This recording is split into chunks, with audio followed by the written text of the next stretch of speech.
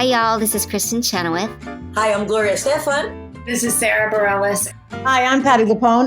This is Lin-Manuel Miranda. You're listening to the Broadway Podcast Network.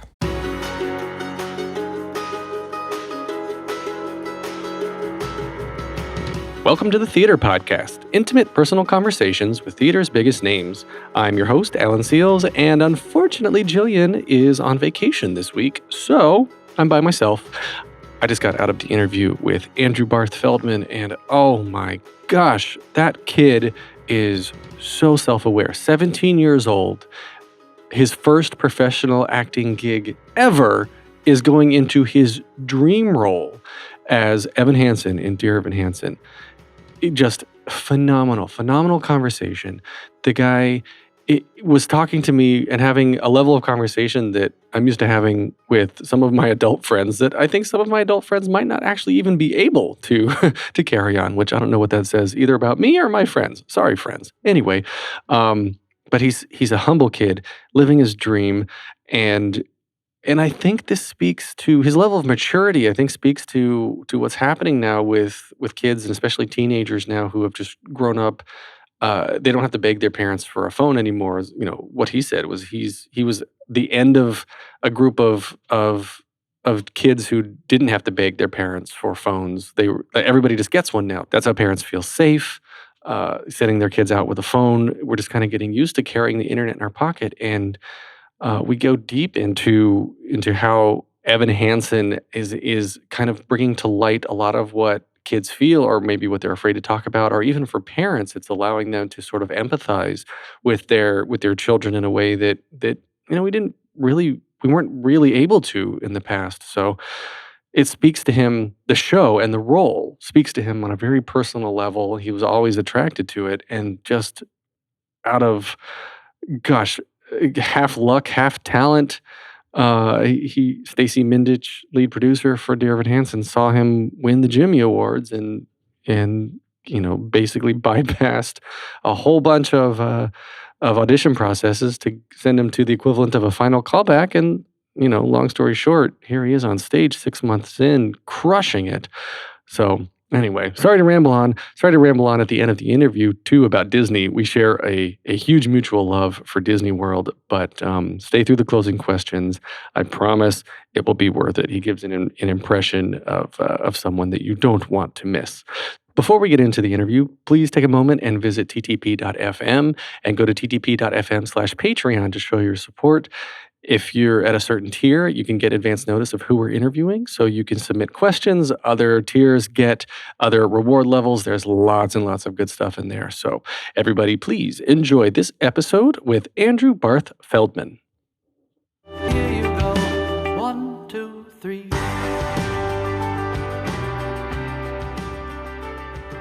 After winning the 2018 Jimmy Award for Best Performance by an Actor, he found his way at the age of 16 into the title role of Evan Hansen in Dear Evan Hansen, his first professional gig ever. Andrew Barth Feldman, welcome to the Theater Podcast. Thank you so much for having me. This is going to be fun. Are you just living your best life these days? Yeah. I mean, it's not, it's the dream and it's everything I've ever wanted, but it's also as exhausting as I'd prepared for it to be, I think. So it's everything I've ever wanted, but it's not like I'm super good and that's it. I'm working my butt off, So are you able to do 8 shows a week? No, Evan does 8 shows a week. So I do the standard 6. I started doing 5 because I was in school, and of course my voice is still developing. So they've really made sure to ease me into it so as to account for my more long-term success. Yeah. So you alternate with Michael Lee Brown? Yeah. And you're the primary. Okay. Cool. Yeah. So if you were able to do 8 shows a week, would you be able to legally? Because there's child labor laws. So I bypass a lot of the child labor laws, not all of them, but I don't need like a wrangler. I don't need a guardian with me at the theater. I can't work more than 10 hours a day, I think is what it is. It's like from start to finish, it can't be 10 hours. But other than that, I bypass, I think, I've aged out of the majority of the 'Cause you're 17 laws. now. Yeah. Yeah. So would be a junior in high school. Yeah. I'm But- going into my senior year. Well, Yeah. are you still in high school? So yeah, pretty much. So I have been tutored while this has all been going on. The show has provided tutoring for me, which is what a lot of kids do. So I tutored through my junior year, and I'm going to do it for a lot of my senior year. Do you And think graduate and do you finish. think you're going to be in Evan Hansen like through your whole senior year, or is it? You know- I mean, are you still technically enrolled in high school? Are you going to get to go to your senior prom and all Yeah, that? I mean, I could. I probably won't because I don't really want to. But it's Really? No. I a lot of people ask, like, do I feel like I'm missing out? Do I feel like I'm missing out that I'm not going to prom and stuff? And not really. My friends, the majority of the time, I made outside of school in theater, and certainly I have friends in school. But my school is very small, so it doesn't feel like it's like such a huge thing to be not going to prom. So. But I'll be tutored and I'll finish my senior year that way, presumably. Well, you mentioned high school and your friends outside of high school. I guess your theater friends are your best friends. That's your tribe, I guess, for a lack of a totally. better description. But like you're still young. You're 17 now. But when did you first start singing? When did you get into theater and performing? Yeah. So I saw my first show when I was 3 years old. I saw Beauty and the Beast on Broadway, and I was I was very mature for a 3-year-old, and I Is that Chris Sieber? Was he? he was in it. I don't remember if he was in the original cast, but he did. I know he did play Gaston at some Yeah. point. But I saw it. It was at the Palace Theater, and I didn't. My brain. It was just sort of the switch that turned on in my brain that I was like, oh, I get what's happening here. Like we're being invited to step into another world, and I was obsessed with that. Even though I didn't really fully understand it on an articulate level, I really just something instinctual happened when I saw it. And like 5 years later, I was 8 years old, and somebody said, hey, there's this community theater, they're doing a production of Annie, do you want to go audition? And I was like, this is a thing we can just do? Like we can just go to a place and do this? We don't have to be chosen by God or something? And so I played Mr. Bundles, the laundryman, in the worst production of Annie ever. I was 8 years old, and I was like, "Yeah, this is what I want to do forever." Where was that? I don't What even city? Do remember. you remember It the- was. I live on Long Island, so it was Yeah. in like the 5 towns, maybe like Valley Stream or something. I don't know, but it was. But up until that point, I didn't really understand how to get into that world, and I just sort of lived my life as if it were a movie. Like I just sort of narrated in my head things that were like I really would talk to You myself, are- and You was are kind of how it 17-year-old me. Yeah. I would always pretend that someone was watching me. Exactly. Yeah. that Yeah. was up until I discovered theater. Up until I discovered that I could go and be a part of it, and it wasn't such an unattainable thing. But That you're was kind of a my techie life. nerd too. Let me ask you if you did the same thing that I did. I imagine someone was watching me, but I imagine they were watching me from the future. Whoa, that's really good. So like I was always like, when I was just standing in a room by myself, I was always like posing, not really posing, but I was like, I wonder what they're thinking of me right now from 20 years from now. Like watching me do this, I kind of had like very much like a child's understanding of life and its longevity, and I imagined it as if it were like a movie and there was an audience and it was like scripted. That was how I understood life until I became a part of theater. That was really how I made sense of it all. And so I guess I imagined it more of like an audience, and then eventually there would be an end. And I don't know, but it was like that was just kind of how I processed it. Wow. Yeah. I totally relate to that. But as you grew up, though, were you like the class clown, or were you the quiet guy who found comfort on stage, or were you the attention seeker that just found a natural spot on stage? Yeah, I think once I discovered being a part of theater, that's when I really became like a total jerk and like an attention snob for like all of elementary school. I was the worst because I was just like, oh, I love this, and I would like.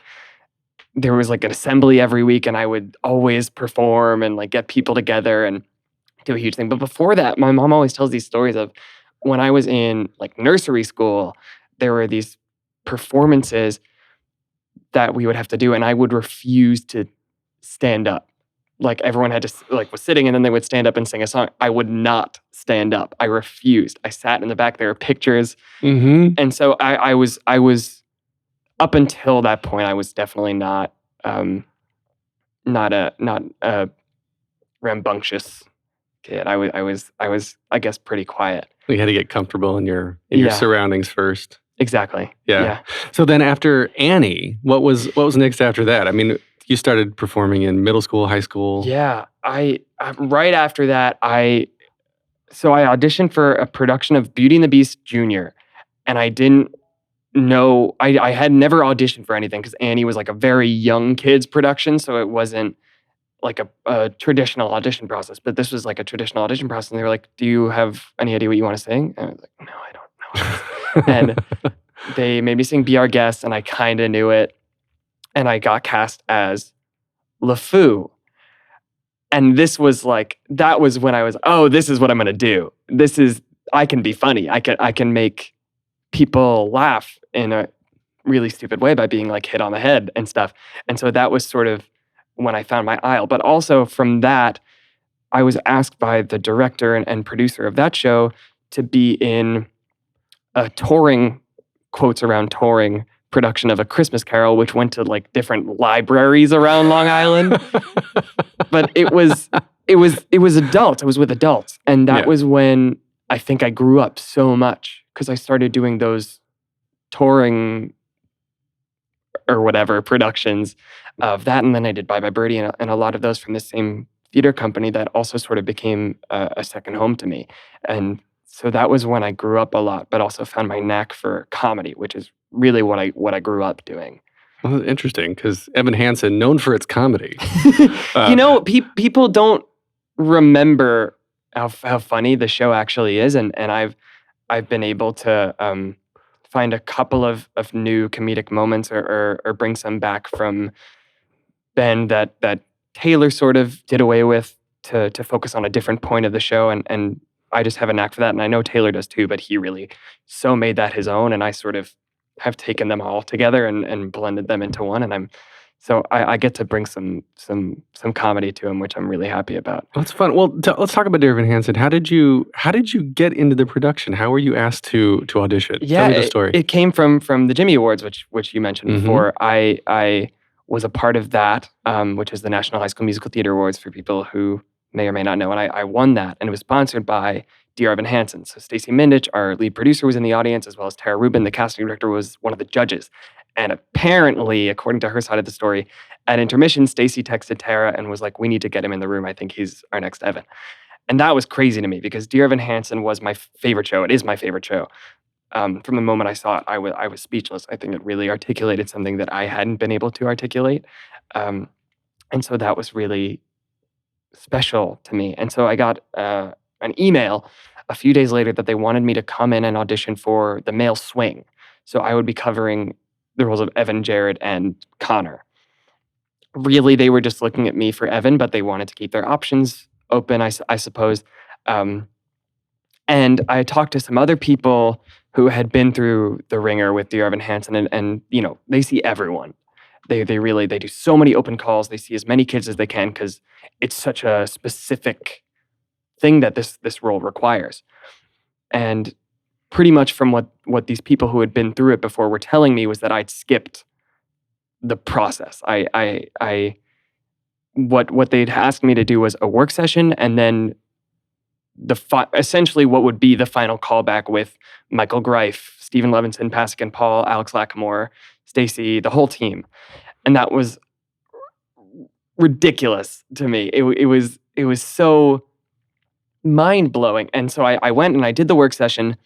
I did the audition, and I was so nervous. And I remember I walked in, and Michael Greif says, "Why don't you do a little bit of waving for us?" And I said, "Okay, thank you." And they laughed, and I said, "I'm just really excited to be here." And I think that might have been when I got the role, because that was I just was so nervous, but so happy to be in the room. And that was really it. I got a call the next day that said, they're going to find a place for you in the Dear Evan Hansen family. And I was like, I don't know what that means. But then the day after, my mom told me that she had been on the phone with my agent and that I was going to be replacing Taylor, which was nuts. That's crazy. Well, okay, so back up a second. So you already had an agent. I did. Yeah, so you already had an agent. You were already talented enough and noticed enough to be in the Jimmy Awards, because not everyone can do that. That was really special, yeah. So I guess, like, when did you know you were kind of like, hey, I can do this? You know, I don't think I know that now. I think it's kind of, I just knew that I really wanted to, and I knew that I had, if nothing else, the determination that I was going to work and grow forever until I got there. So even if I didn't have the skills then, I was going to take every opportunity I could to grow those skills and hone those skills so that one day I could be on Broadway. It just happened way sooner than I or anyone thought that it would, and I'm just so thankful for that. Well, yeah, like I said in the intro, this is your first professional gig ever. I've never been paid to do this. Never been paid, and you're thrust into, let me check my notes here so I don't get it wrong, Ms. Mojo, the YouTube channel. Have you heard of that? Oh, yeah. Yeah. So they put out, in February, I think it was pretty recently, a list of top 10 hardest roles on Broadway. This video was so controversial. Everyone was so mad about this video. I remember it. Yeah, Evan Hansen's number 2. It's number 2. What was, I think number 1 was Christine? Mama Rose. Oh, yes. Or maybe people are mad that Christine wasn't on the list or something. I don't remember. It was, I just remember that video being very controversial. But yes, it was number 2. So never being paid before. You've got an agent who I guess hadn't booked you anything paying yet. Yeah, we you know, I'd been to a lot of auditions, but it was just smaller stuff and people weren't interested in me. Once the Jimmys happened, it was like I went to do like a zillion auditions because everyone was wondering who these kids were, me and Renee, and so yeah, that was crazy. Well, you were auditioning for other stuff while still doing all the callbacks and the pre-work for Evan. Yeah, the Evan thing, it was really just that one callback, and it was sort of the last thing I did, and then I was like, I guess I'm not gonna audition for stuff anymore. But one callback. Yeah, that's I guess one audition. It wasn't even a callback. Yeah, it was. That was truly insane that they took that chance on me. It was so special. I think something that I was proud to exemplify in my audition was my ability to take notes and change my performance based on that. And I think they sort of saw, okay, if he can do this in the room and he can take notes, he can do this. Mm-hmm. And we will train him and make sure he's okay. And they really did. So that was Michaela's story too. They called her in for Share Show. Michaela Diamond. They're like, they just wanted to see if she could take notes. Yeah. I think they in the work session, they really threw me a couple things to make sure that I could do that. And that's just such an important skill to have in this business, especially the way that it is right now, where theater is so much more internal, musical theater is so much more internal than it's ever been. And so I think that's so important to be able to change your performance at the drop of a hat to fit a bigger picture. Mm-hmm.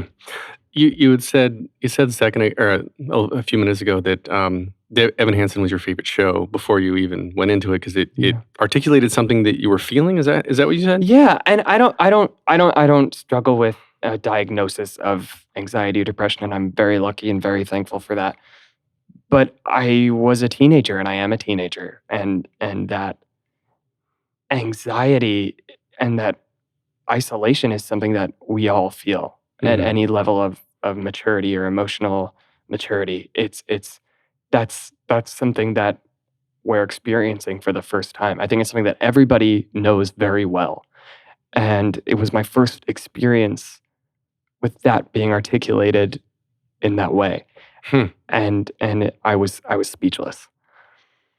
Yeah. Yeah, it did shed a lot of light on, teen depression and teen suicide specifically. Yeah. That hadn't got attention before. But yeah, kudos for you for seeing all that. I didn't have broadband, high-speed internet until I went to college. You looked at me like, what's broadband? Yeah. I was trying to figure out where you were going with this. And yeah. Yeah, I didn't have broadband, high-speed internet, cable modem until I went to college, which was 1998. I was 17 at the time. So that was when I was already in college. I was already left my parents. But kids now, like, all through high school, your age and before, We're born with it. I didn't have Facebook. I didn't have Instagram. I didn't have Vine. I didn't have Snap, whatever all the kids are doing these days.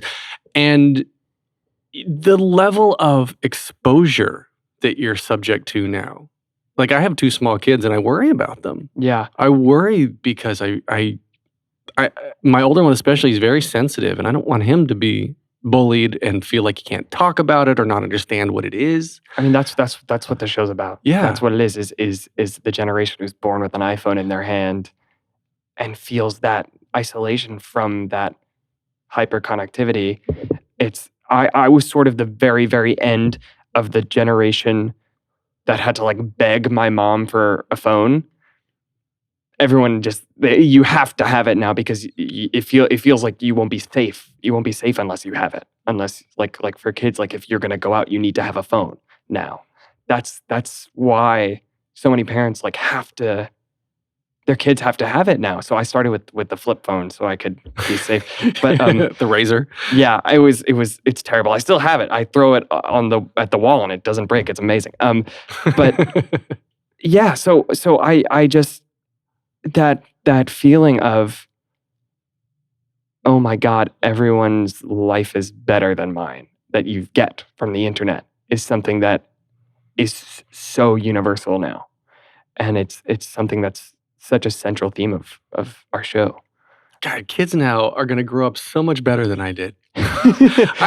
Look, what you said, I don't even know if I had the wherewithal to say about that. Say that now. I'm 38 now, and I still, very similarly to what you said a second ago, of like, and everybody feels isolation and sort of like an outcast at any stage of maturity. And I at 38, I don't feel how I would have expected myself to feel at 38. Like looking back at my younger self and thinking, oh, my 38-year-old parents. I would have expected them to be a certain way or feel a certain way, and I still feel like a kid inside. I still feel like Totally. I'm in my 20s mentally. You never stop figuring stuff out, you know? I think that goes without saying. And it's something that I've discovered so much from being in the show with all these veterans of the stage who are so incredible. They still are like, I can't figure this out. I can't figure this one moment out, or I can't, I want to change this up. It's amazing. And it's also so encouraging for me that I'm like, okay, I'm not the only one that's screwing up here, So it never stops. And I think that's something that kids need to know a lot. And it's definitely something that Dear Evan Hansen says through the characters of Heidi and Cynthia and Larry, that they don't know what they're doing. And that's so important, that we rely on our parents so much, but they're figuring out just as much as we are. Oh, yeah. Yeah. I mean, the show opens with anybody have a map, Exactly. right? Like the parents have no clue what they're doing. Yeah. So, yeah, that's interesting to me. I don't envy my parents because I was a rough first child. I'm the older of 2. My brother could do anything he wanted. Oh, yeah. And then I was always, I was always getting him mad and making him angry. And then it's even my older one too. My younger one, my wife says that I am lenient on the younger one, but I don't think so. He just knows what buttons not to push. He learns from the older one. But in Evan Hansen, so you're coming in, first professional gig. This is now a job. It's not a limited run. Right. Yeah. Yeah. It's community theater and that echelon, right? You rehearse for months. And you have like 2 weeks of performances. Do it like twice maybe. Yeah. If that. Yeah. But this is 8 shows a week. You said you did six now, right? 6, yeah. So how do you maintain your health? Was there anything like surprising about this when you get in? You're like, I can do anything, and then you get in and it's not the same? Yeah, I think Ben Platt set such a precedent for you can't do anything. Like that was his whole thing when he was. All the articles, everything about Ben said he just sits and he's a monk and he doesn't talk. And it's like, okay, I guess that's what I have to do. And I got there and everyone was like, yeah, that's what you're going to have to do. And I was like, okay, I guess that's what I'm going to do. And that's what I do. So I don't talk. I found that talking lightly a little bit, so like this is fine because talking lightly a little bit helps so that I'm not starting from scratch when I get to the theater and having to warm everything up from nothing. But yeah, my diet is super restrictive. I think that's the thing, is that it's way more restrictive than I thought it was going to be. And I'm having way more of a problem with that than I thought I was going to have. I essentially eat the same thing every day. Which is what? Now it goes through phases, but right now I eat sushi for lunch, which is it's avocado, mango, and shrimp rolls. Those are all super good things that I can have. And then for dinner, it's an avocado and roast beef sandwich. There's nothing else on the sandwich. It is avocado and it's roast beef. And avocado is really good. Avocado is like the Liz Kaplan, who's our folk consultant on the show. She swears by it. Avocado gives you energy. It's not acidic. It's not alkaline. You can have it. But yeah, I've tried a lot of other things. And then she was like, you can't be eating that. And I was like, oh, okay, I guess I'll stop eating that. That was with a lot of stuff. But I remember during the rehearsal process, I hadn't really started the diet yet. And I guess I was trying stuff out. So I had a burrito like every day. And then eventually I was like, this is not working for me. That's heavy. Yeah. It's a heavy meal. Hey, when you're playing this role, you gotta eat. Lisa Brescia had said something to me that was like, when she was playing Elphaba, she was essentially starving herself because she was like, I can't eat. And then eventually she was feeling like lightheaded, like she couldn't do it. And she was like, oh, I need to eat like a burger every day to get through this role. You need that, the that calories. protein. You need that fuel. So it's finding the balance of not eating so much that I'm still digesting it and it's not screwing with my voice, but eating enough that I have fuel. So there's like protein bars, and dark chocolate's actually really good for your voice. Really? And it's okay for your voice in moderation, and it gives you a lot of energy. So those are the two sort of mid-show snacks that I have. Like just chow down on like a Mars dark bar in intermission. Yep. I have it's actually the one I have now it's Ghirardelli like 87% cacao, which is kind of gross. But yeah, it's good for it gives me energy for sure. That's crazy. And then you cut out dairy too, you were saying. I did, right? which was really hard for me. Every Sunday, Liz has said I'm allowed to have a little treat, so I'll have some cheesecake. I call it Cheesecake Sunday every Sunday. But other than that, because I don't have a show on Monday, so I can wait a day. Mm-hmm. But other than that, yeah, that was really hard for me because that was sort of my whole diet was gross dairy. Well, yeah, you're a teenager. Boy. Exactly. Like, yeah, you just want like burgers and cake and because lots I can, of chocolate. you know. Right. Yeah, before your metabolism just all goes to hell. Yeah, I'm not excited for that. I don't think you're gonna have to worry about that. You look like you have a very Thank you. skinny build. That's what it's been my whole life thus far. Is my metabolism is really, really high, which is great. Well, keep it going. I hope I can. Did you get to talk with Ben or obviously you replaced Taylor, so you had some overlap with him. But did either of them? Did they give you any advice or any help on? You were like, oh, I don't know what I'm doing. Guys. Yeah, you know, it's funny. Something that they've both said is they held off from giving me advice because they know how personal the process is, and they don't want to impose upon that and me finding my own Evan. So it's pretty rare that they gave advice on, you know, how to approach the character. It was more advice on how to approach this lifestyle of playing the character and what the world of Evan Hansen is. So the people that I would get to know and how to deal with the tears and how to deal with the social media aspect of, you know, maybe getting some negative comments. They were both unbelievably helpful in just making sure I had I was mentally and emotionally prepared to go into it. But it was rare that unless I asked for it, they wouldn't give me advice that was about how to play Evan. It was more just about how to handle him. Yeah, I didn't think about that. That it's. I mean, you're birthing your own version of it. You're not. It's such a personal role that you're not doing the Taylor. You're not doing the Ben. And you can't. If I tried to be Ben, I would fail. I have to be my Evan. I can't try to be Ben, I can't try to be Taylor, and I can't try to be me. I just have to try to be Evan and what he means to me. Well, okay, so then what is your take on Evan different to what the two of them did?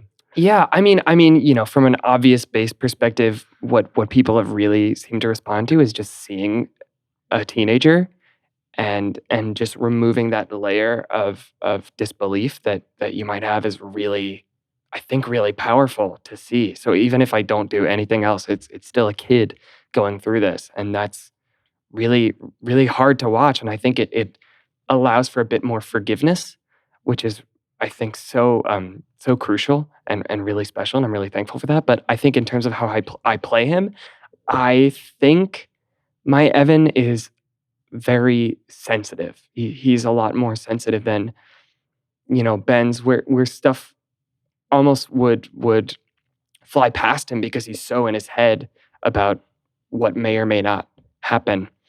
And I think my Evan sort of goes into more in the direction of, oh, okay, you said that, you could have meant this, or just really, really perceptive. And I think it's a bit more, for me, it allows me to be as present as possible because I'm really, really listening. Ben's was so iconic, and I just I didn't want to replicate that. And so that's sort of what I found. That's how his anxiety manifested itself to me was in that perception. Okay. Yeah, that I haven't seen you do the role. I would absolutely love to, because you're right. It to see age appropriate characters or age appropriate actors play the characters, I think. Yeah, I think the biggest response has been from parents, which has been really cool. Oh, really? Because they've sort of been like, or teachers or people who have a lot of kids in their life, and they're like, now I get it. Like I don't want these kids to go through that. I know this. Or people who work with special ed kids especially are really, really touched by it, because they imagine what it would be like if one of those kids that they work with or have in their life would go through the things that Evan does. Well, so many people do. And they never talk about it. It's so true. And I think this really opened up that conversation of knowing someone who might go through that. It's so scary to think about. Do you read comments on social media? I try not to. Really? But I fail sometimes, and that really is hard. The majority is positive. People, you'd have to be pretty bad to not do this role well. It's so hard, but it's written so well that it's certainly not easy. But if you do it and you push yourself to do it, you can do it effectively. Maybe not as effectively as Ben or Taylor, whoever plays the role on Broadway, but you can deliver it and you can make people feel something. But absolutely, there are people who are like, he's not Ben, and that's really hard. And I definitely get in my head on a daily basis and feel that doubt of maybe I'm not right for this, and maybe there was a mistake made somewhere along the line and I shouldn't be here. But nevertheless, I go out and I do it, and if nothing else, I use it because that's what Evan's feeling. Right. Well, you've got 74,000 Instagram followers so now. So weird. And has that all come about in the last 6 months since you joined, Yeah. or since the announcement, I guess, that you were going to be Evan? We were playing a game. My family and my girlfriend were all there the day of the announcement that I was going to be Evan, which was last November, and we just kept refreshing my Instagram literally every second, and it just kept going up. It was crazy, and it was so funny, and it's nice. It's nice that people care. This is a role that it matters whose hands it's in to people. It's one of those roles. It's like an Elphaba. That's what I tend to equate it to a lot. We really care about who's playing Elphaba, and we really care about who's playing Evan. So yeah, it's nice to have that audience. And hopefully I can use it to, put out some stupid things into the world. We'll see. Well, what else do you do outside of theater? I mean, do you have any hobbies that you're allowed to have time for right now? Yeah. I sort of the quiet activities I do that are sort of to occupy my mind are things like Legos, which we talked about earlier. I build Legos. I'm working on a city right now. I just did Hogwarts. That was a big project. Legos, video games, but I write a lot. I pretty much all my hobbies involve theater, are a part of theater. So I've directed in the past. I run a theater company that I started, I guess, 6 years ago now, called Rock Productions, which raises money for Next for Autism, which is an amazing organization. And I've directed and I've written for it. And so I write a lot. I write a lot of music. That's a nice activity to do. If usually I'm pretty emotionally drained after the show, but if I'm feeling particularly emotional about the show or after the show or what have you, writing is a really good way to get rid of that. Do you write prose or music? What do you Music, write? I write music. You play guitar? Guitar, piano, a couple of instruments. Mostly piano, but I know ish guitar, drums, bass, ukulele. That's it, I think. Self-taught, or do you ever take lessons? I took lessons in guitar and piano when I was a lot younger, but mostly I ended up teaching myself how to write and theory and stuff like that. That's so cool. Yeah, I normally ask this to guests, and we kind of glossed around it. But your parents, are they musically inclined? Are they in theater or no? My grandmother on my dad's side was a concert pianist. So my dad used to play a lot, and he introduced me to a lot of the music that I listened to, like classic rock is a lot of my, like the Beatles and Queen and that sort of genre is really, really my sweet spot. My mom, absolutely not, never.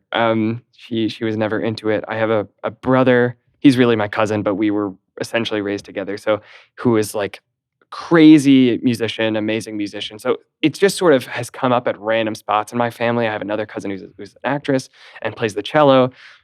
For no particular reason, it just kind of finds itself in my family. But my mom did not want me to do this. She did not want me to be an actor. She thought I was going to struggle for years and not make any money and not be able to have a family.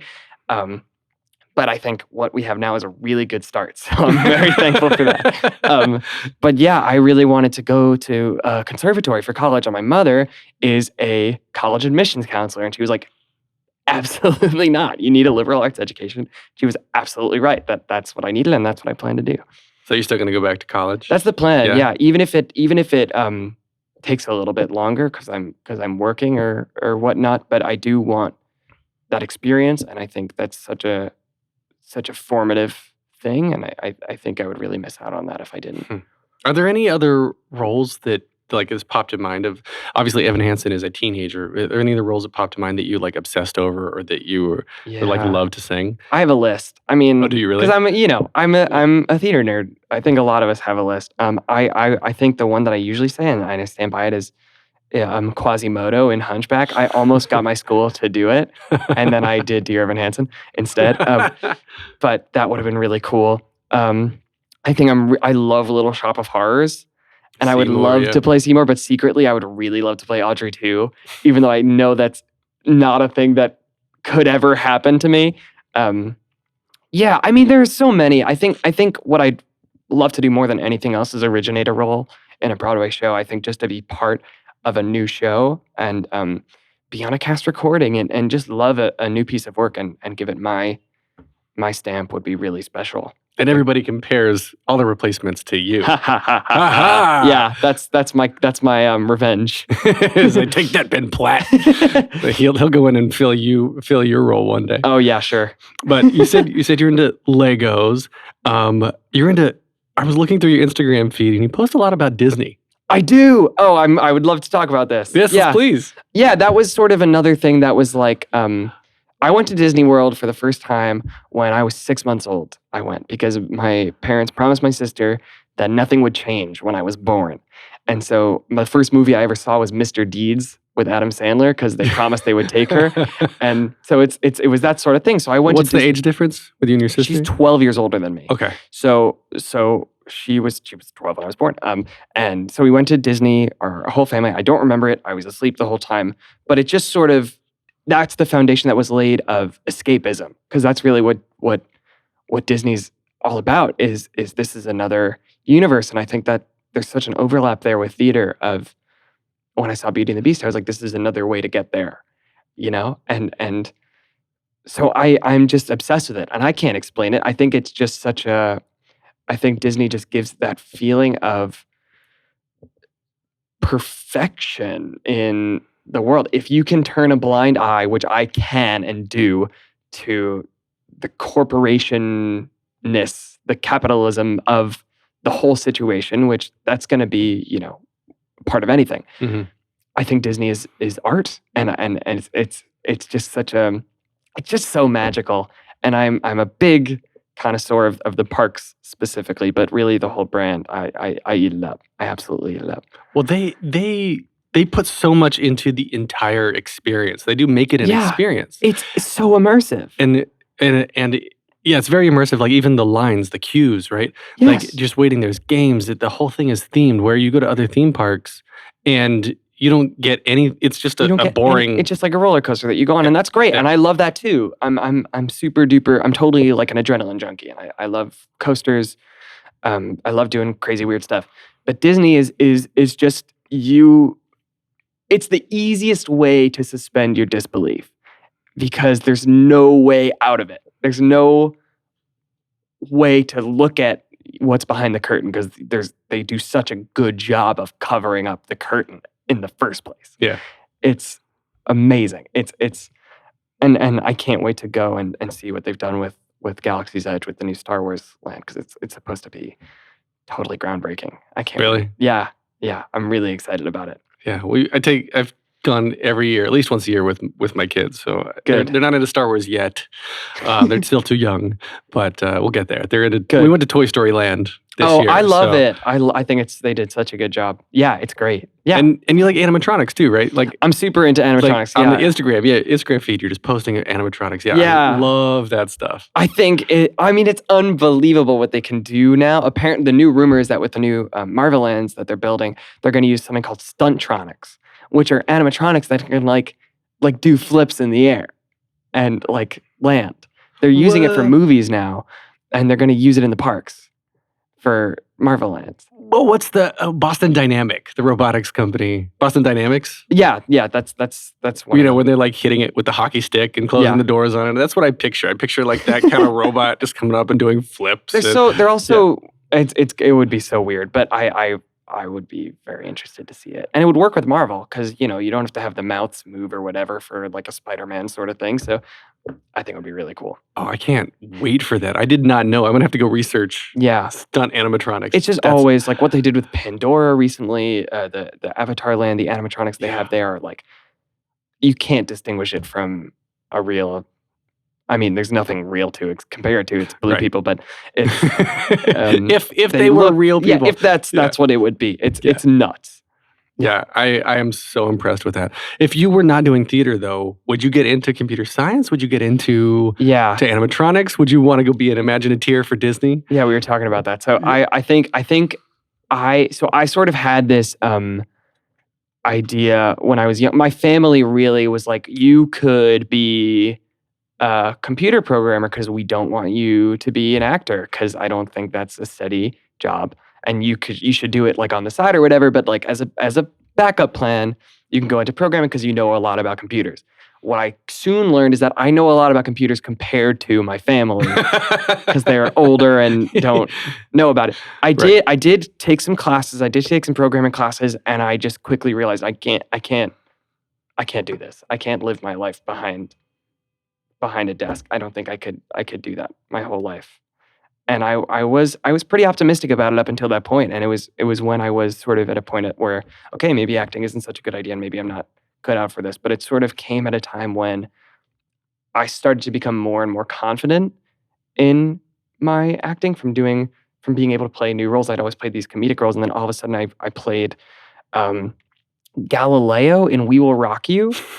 And it was the first role that I'd been given where I was able to belt my face off and wear a leather jacket. And it will never happen to me ever again because I look like this. But it was sort of, I'm good at this. I'm good enough at this that I could maybe make this work. And I don't like sitting behind a desk and typing and making snake games all day. So I think I'm not going to do that. So in reality, I think if this didn't work out, I would probably be a Jungle Cruise skipper, I think is what I would be doing. I love the jokes on that ride. I always have to go on the Jungle Cruise. It's good to see each person's take on it. And I really love it when you can tell they don't want to be doing this is not the job that they wanted at Disney World, and they're phoning it in. That's my favorite kind of Jungle Cruise skipper. I was going to say, yeah, I can always tell who's really into it and who's like, all right, I'm just saying my lines. Here we go. Because I think that deadpan shtick is what makes it work. That's what's so great about it. Yeah.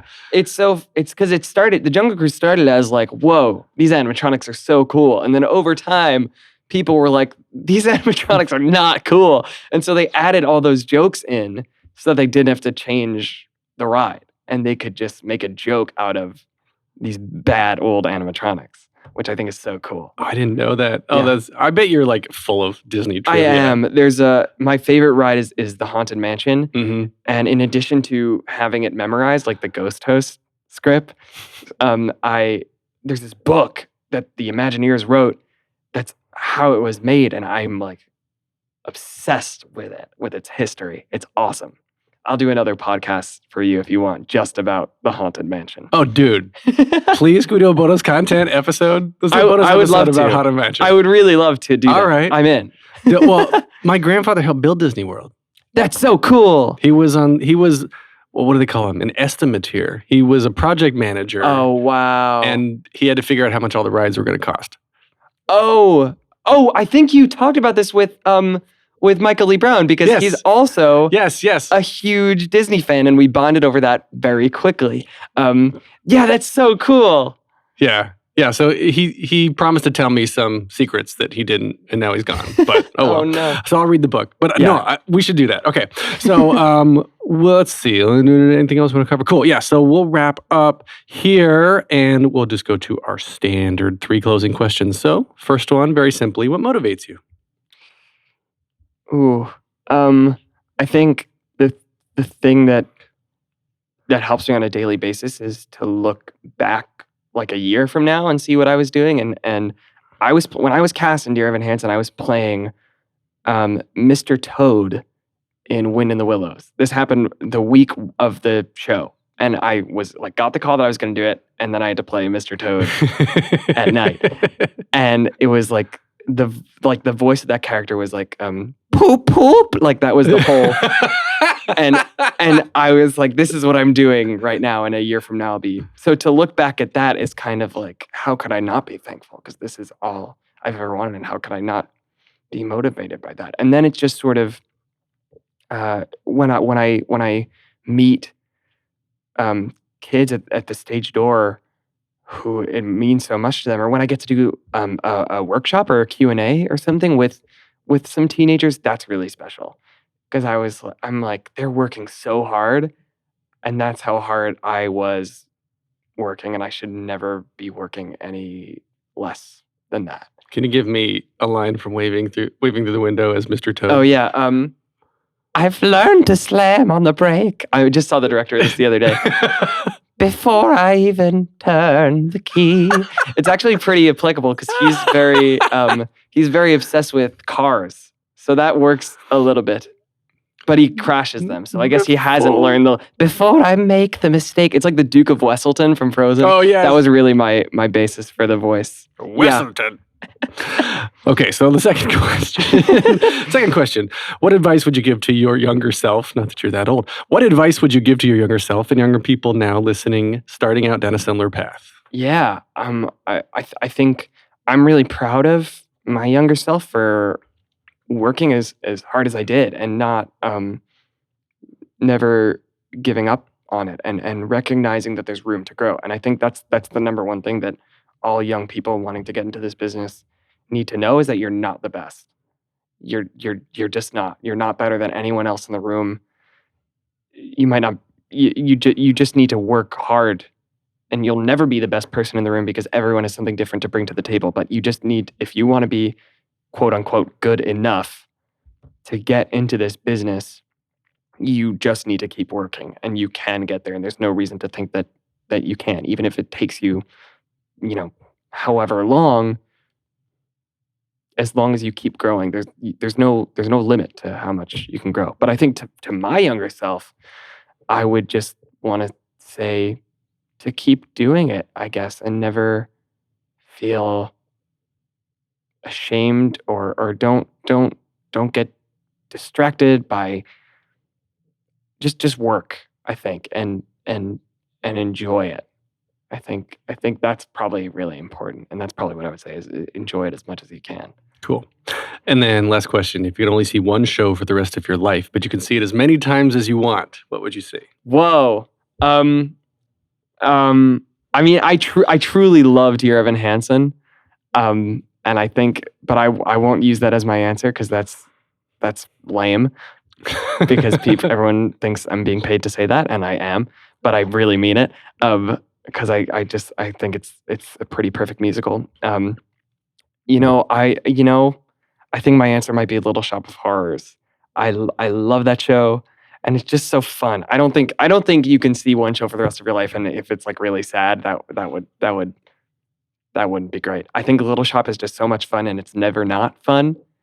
I think that's my answer. I love Little Shop of Horrors. Great. So we can find you online on Instagram at Andrew B. Feldman _. Was there another Andrew B. Feldman? There is, and I've been thinking about reaching out to him. He's a lawyer. He's still on Instagram, and I've been thinking about reaching out. It seems like a lot of people do not like him because I get accidentally tagged in a lot of really mean things to Andrew Feldman on Twitter. Andrew B. Feldman. Maybe it's another politician. I don't know. But anyway. Yes. Okay. So Instagram, Andrew B. Feldman _ on Twitter at Andrew B. Feldman. I guess that guy didn't go on to Twitter and claim the name. You can get more of me in the Theater Podcast at thetheaterpodcast.com. Please show your support via thetheaterpodcast.com/Patreon. Theater _podcast on Instagram and Twitter, facebook.com/official theater podcast. Please share with your friends, tell your friends, rate the podcast. That's how we grow and get amazing guests like Andrew. And this is produced by Jillian Hockman, edited by Matthew Hendershot. And thank you to Jukebox the Ghost for the intro and outro music. Andrew, thank you so much. I really enjoyed this. Thank you are so much for such having me. a good person. Oh, thank you so much. That's so kind of you. Thank you so much for having me. Take a deep breath, make the world a little colorful.